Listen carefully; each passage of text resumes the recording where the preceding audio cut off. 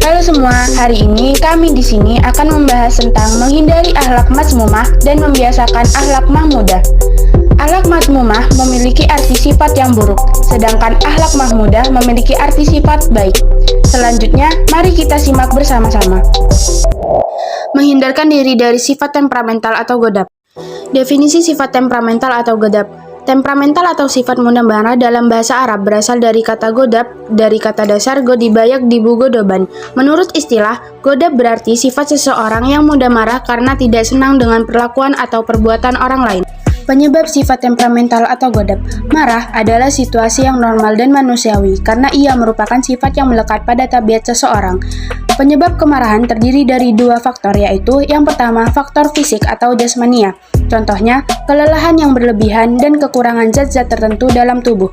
Dua, faktor psikis atau rohania. Contohnya, perdebatan atau perselisihan dan senda gurau yang berlebihan. Selanjutnya adalah cara menghindari sifat temperamental atau godab. Yang pertama, membaca ta'awudz. Yang kedua, merubah posisi. Yang ketiga, diam atau tidak berbicara. Yang keempat, berwudu. Yang kelima, mengingat wasiat Rasul dan janji Allah Subhanahu wa Ta'ala. Yang terakhir adalah manfaat menghindari sifat temperamental atau godab. Yang pertama, menghindari kebencian dan permusuhan. Kedua, membawa kebahagiaan. Ketiga, mendapatkan pahala yang besar dari Allah Subhanahu wa Ta'ala. Dan yang terakhir, membiasakan perilaku kontrol diri. Membiasakan perilaku kontrol diri. Definisi kontrol diri. Kontrol diri dalam Islam disebut dengan mujahadah an-nafs. Secara bahasa, mujahadah an-nafs terdiri dari dua kata, yaitu mujahadah yang berarti bersungguh-sungguh dan an-nafs yang berarti jiwa, nafsu atau diri. Sehingga pengertian dari mujahadah an-nafs atau kontrol diri adalah upaya sungguh-sungguh untuk mengendalikan diri atau menahan nafsu yang melanggar hukum-hukum Allah Subhanahu wa Ta'ala. Implementasi sikap kontrol diri dalam kehidupan. Cara untuk menerapkan dan mengimplementasikan sikap kontrol diri dalam kehidupan sehari-hari yaitu: yang pertama, memikirkan resiko dan akibat dari setiap perbuatan. Kedua, bersabar dan tidak tergesa-gesa dalam mengambil keputusan. Ketiga, memperbanyak zikir kepada Allah Subhanahu wa Ta'ala. Keempat, berdoa memohon perlindungan kepada Allah Subhanahu wa Ta'ala.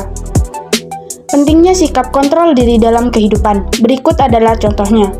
Pertama, menjaga kehormatan diri. Kedua, terhindar dari perilaku yang dapat merugikan orang lain. Ketiga, menyelesaikan segala persoalan dengan pikiran yang jernih. Keempat, menjadi inspirasi dan teladan bagi orang lain. Contoh perilaku sikap kontrol diri dalam kehidupan. Yang pertama, dalam keluarga. Mengembangkan pola hidup sederhana, menghindari sifat tasbir atau boros, dan israf atau berlebih-lebihan. Yang kedua, dalam masyarakat, menghindari perbedaan, toleran, serta menghormati orang lain. Yang ketiga, dalam lingkungan sekolah, menghormati guru dan karyawan sekolah, serta menghargai teman. Hikmah dan manfaat perilaku sikap kontrol diri. Yang pertama, mampu menahan emosi dengan baik. Kedua, terhindar dari sifat rakus, serakah, dan tamak. Ketiga, terhindar dari kesalahpahaman yang tidak perlu. Keempat, sabar dalam menghadapi musibah dan cobaan dari Allah Subhanahu wa Ta'ala. Membiasakan perilaku berani membela kebenaran. Definisi berani membela kebenaran. Berani dalam Islam sering disebut dengan istilah syaja'ah. Menurut bahasa syaja'ah berarti berani atau gagah. Sedangkan arti syaja'ah menurut istilah adalah keteguhan hati, kekuatan pendirian untuk membela kebenaran dengan cara yang kesatria dan terpuji. Implementasi sikap berani membela kebenaran dalam kehidupan. 1. Berani menghadapi musuh di medan pertempuran atau jihad fisabilillah. 2. Berani menyimpan dan menjaga rahasia. 3. Berani mengakui kesalahan. Hikmah dan manfaat sikap berani membela kebenaran dalam kehidupan. Yang pertama, manfaat bagi diri sendiri. Seorang mukmin yang memiliki sifat syaja'ah akan senantiasa mendahulukan perintah Allah Subhanahu wa Ta'ala dibandingkan dengan urusan duniawi.